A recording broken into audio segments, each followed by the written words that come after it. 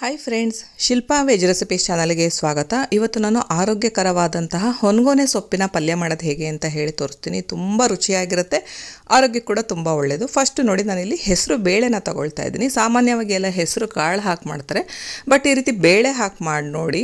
ಹೆಸರು ಬೇಳೆ ಜಾಸ್ತಿ ಹೊತ್ತು ನೆನೆಸೋ ಅಂತಹ ಅವಶ್ಯಕತೆ ಕೂಡ ಇರೋದಿಲ್ಲ. ನಾನಿಲ್ಲಿ ಹೆಸರು ಬೇಳೆನ ತೊಗೊಂಡಿದ್ದೀನಿ. ನೀರು ಹಾಕಿ ಫಸ್ಟು ಒಂದು 2-3 ಸಲ ಇದನ್ನು ತೊಳಿಬೇಕಾಗುತ್ತೆ.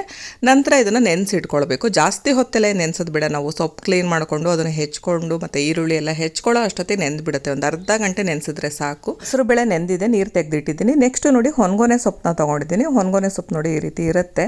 ಆಲ್ರೆಡಿ ಇದ್ರ ಬಗ್ಗೆ ವಿಡಿಯೋ ಮಾಡಿ ಹಾಕಿದ್ದೀನಿ. ಹೊನ್ಗೊನೆ ಸೊಪ್ಪು ಎಲ್ಲಿ ಸಿಗುತ್ತೆ, ಇದನ್ನು ಸೋಸ್ಕೊಳೋದು ಹೇಗೆ, ಹಾಗೆ ಕ್ಲೀನ್ ಮಾಡ್ಕೊಳ್ಳೋದು ಹೇಗೆ ಅಂತ ಹೇಳಿ, ಮತ್ತು ಇದ್ರ ಬೆನಿಫಿಟ್ಸ್ ಕೂಡ ಹೇಳಿದ್ದೀನಿ. ನೆಕ್ಸ್ಟ್ ಈಗ ಈರುಳ್ಳಿ ತೊಗೊಂಡಿದ್ದೀನಿ, ಮತ್ತು ಬೆಳ್ಳುಳ್ಳಿ ತೊಗೊಂಡಿದ್ದೀನಿ, ಕಾಯಿ ತುರಿ ತೊಗೊಂಡಿದ್ದೀನಿ, ಮತ್ತು ಹಸಿಮೆಣಸು ತೊಗೊಂಡಿದ್ದೀನಿ, ಮತ್ತು ಜೊತೆಗೆ ನಿಂಬೆಹಣ್ಣು ತೊಗೊಂಡಿದ್ದೀನಿ. ನೆಕ್ಸ್ಟ್ ಈಗ ಬಾಣಲೆಗೆ ನಾನು ಕೊಬ್ಬರಿ ಎಣ್ಣೆ ಹಾಕ್ಕೊಳ್ತಾ ಇದ್ದೀನಿ. ಗಾಣದ ಎಣ್ಣೆ ತೊಗೊಂಡ್ರೆ ಒಳ್ಳೆಯದು. ನೆಕ್ಸ್ಟ್ ಇಲ್ಲಿ ಶೇಂಗಾ ಎಣ್ಣೆ ಕೂಡ ಹಾಕ್ಕೊಳ್ತಾ ಇದ್ದೀನಿ. ಎಣ್ಣೆ ಕಾದ್ಮೇಲೆ ನಾನಿಲ್ಲಿ ಸಾಸಿವೆ ಹಾಕ್ಕೊಳ್ತಾ ಇದ್ದೀನಿ, ಮತ್ತು ಸ್ವಲ್ಪ ಜೀರಿಗೆ ಹಾಕ್ಕೊಳ್ತಾ ಇದ್ದೀನಿ. 1 ಸ್ಪೂನಷ್ಟು ಕಡಲೆಬೇಳೆ ಹಾಕಿದ್ದೀನಿ. ನೆಕ್ಸ್ಟ್ ಇಲ್ಲಿ ನಾನು ಕರಿಬೇವನ್ನ ಹಾಕ್ಕೊಳ್ತಾ ಇದ್ದೀನಿ.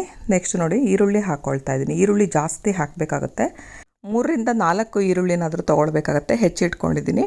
ನೆಕ್ಸ್ಟ್ ಈಗ ಹಸಿಮೆಣಸು ಅಷ್ಟೇ ಸ್ವಲ್ಪ ಜಾಸ್ತಿ ತೊಗೊಳ್ಬೇಕು. ಬೆಳ್ಳುಳ್ಳಿ ಕೂಡ ಅಷ್ಟೇ, ಒಂದು 2 ಗಡ್ಡೆಯಷ್ಟು ಬೆಳ್ಳುಳ್ಳಿ ಬಿಡಿಸಿ ಸಣ್ಣದಾಗಿ ಹೆಚ್ಚಿಟ್ಕೊಂಡಿದ್ದೀನಿ. ಇದನ್ನು ಕೂಡ ತೊಗೊಂಡಿದ್ದೀನಿ. ನೆಕ್ಸ್ಟ್ ಇದಿಷ್ಟನ್ನು ಹಾಕಿ ಎಣ್ಣೆಯಲ್ಲಿ ಸ್ವಲ್ಪ ಹುರ್ಕೊಳ್ಬೇಕು. ತುಂಬಾ ರುಚಿಯಾಗುತ್ತೆ ಈ ಪಲ್ಯ. ಈರುಳ್ಳಿ, ಬೆಳ್ಳುಳ್ಳಿ ಮತ್ತು ಖಾರ ಎಲ್ಲ ಸ್ವಲ್ಪ ಜಾಸ್ತಿ ಹಾಕಿ ಮಾಡಬೇಕು. ನೆಕ್ಸ್ಟ್ ಈಗ ಹೆಸರು ಬೇಳೆ ನೆನೆಸಿಟ್ಕೊಂಡಿದ್ದೆ ಅಲ್ವಾ, ಅದ್ರ ಬೇಳೆ ಮಾತ್ರ ಹಾಕ್ಕೊಳ್ತಾ ಇದ್ದೀನಿ. ನೀರು ಹಾಕೋ ಅವಶ್ಯಕತೆ ಇಲ್ಲ ಇದಕ್ಕೆ. ನೆಕ್ಸ್ಟ್ ಈಗ ಬೇಳೆ ಹಾಕಿದ್ಮೇಲೆ ಈರುಳ್ಳಿ ಜೊತೆ ಸ್ವಲ್ಪ ಫ್ರೈ ಮಾಡ್ಕೊಳ್ಬೇಕು. ಹೆಸರು ಬೇಳೆ ಏನು ಬೇಗ ಬೆಂದುಬಿಡುತ್ತೆ, ನೆಂದಿರುತ್ತಲ್ವ, ಹಾಗಾಗಿ ಎಣ್ಣೆಯಲ್ಲಿ ಬಾಡಿಸ್ಕೊಂಡು ಸೊಪ್ಪು ಜೊತೆ ಬಾಡಿಸ್ಕೊಳ್ಳೋ ಅಷ್ಟೊತ್ತಿಗೆ ಹೆಸರು ಬೇಳೆ ಕೂಡ ಬೇಗ ಬೇಯುತ್ತೆ. ತುಂಬ ರುಚಿಯಾಗೂ ಇರುತ್ತೆ.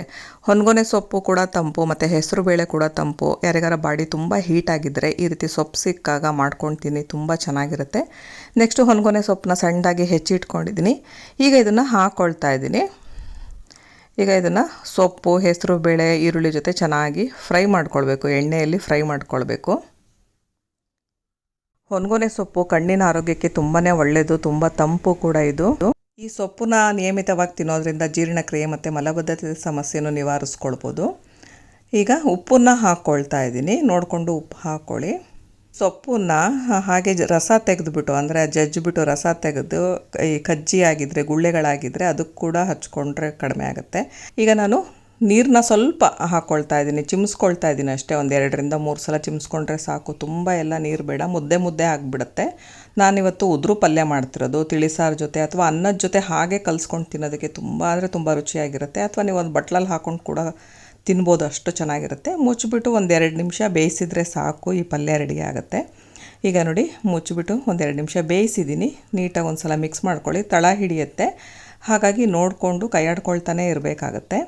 ಈಗ ಕೊನೆಯಲ್ಲಿ ನಾನು ತೆಂಗಿನಕಾಯಿ ತುರಿನ ಹಾಕ್ಕೊಳ್ತಾ ಇದ್ದೀನಿ. ಕಾಯಿ ತುರಿನೂ ಅಷ್ಟೇ ಸ್ವಲ್ಪ ಜಾಸ್ತಿ ಹಾಕ್ಕೊಳ್ಳಿ, ಟೇಸ್ಟ್ ಚೆನ್ನಾಗಾಗುತ್ತೆ. ಕಾಯಿ ತುರಿನೂ ಅಷ್ಟೇ ಹಾಕಿದ್ಮೇಲೆ ಸ್ವಲ್ಪ ಬೇಯಿಸ್ಕೊಳ್ಬೇಕು, ಇಲ್ಲಾಂದರೆ ಬೇಗ ಅಳಿಸೋಗ್ಬಿಡುತ್ತೆ. ಹಾಗಾಗಿ ಕಾಯಿ ತುರಿ ಹಾಕಿದ್ಮೇಲೆ ನಾನು ಮತ್ತೆ ಸ್ವಲ್ಪ ಫ್ರೈ ಮಾಡ್ಕೊಳ್ತಾ ಇದ್ದೀನಿ. ಕೊನೆಯಲ್ಲಿ ನಿಂಬೆ ರಸ ಹಾಕಿ ಸ್ಟವ್ ಆಫ್ ಮಾಡ್ಕೊಳ್ತಾ ಇದ್ದೀನಿ. ಇದನ್ನು ನಾನಿವತ್ತು ಅನ್ನದ ಜೊತೆ ಕಲಿಸ್ಕೊಂಡು ತಿನ್ನೋದಕ್ಕೆ ಅಂತ ಮಾಡ್ತಾಯಿದ್ದೀನಿ. ನೀವೇನಾದರೂ ತಿಳಿಸಾರು ಮಾಡಿದ್ರೆ ಅದ್ರ ಜೊತೆ ಕೂಡ ತಿನ್ನೋದಕ್ಕೆ ಮಾಡ್ಕೊಳ್ಬೋದು. ಅಥವಾ ಹಾಗೆ ಕೂಡ ಒಂದು ಬಟ್ಲಲ್ಲಿ ಹಾಕ್ಕೊಂಡು ತಿಂತಾಯಿದ್ರೆ ಎಷ್ಟು ತಿಂದರೂ ಸಾಕಾಗಲ್ಲ. ಪಲ್ಯ ಕೂಡ ಒದಗೋದಿಲ್ಲ, ಖಾಲಿ ಆಯಿತು ಅಂತ ಅನಿಸುತ್ತೆ. ಅಷ್ಟು ರುಚಿಯಾಗಿರುತ್ತೆ, ಆರೋಗ್ಯಕ್ಕೆ ಕೂಡ ಒಳ್ಳೆಯದು.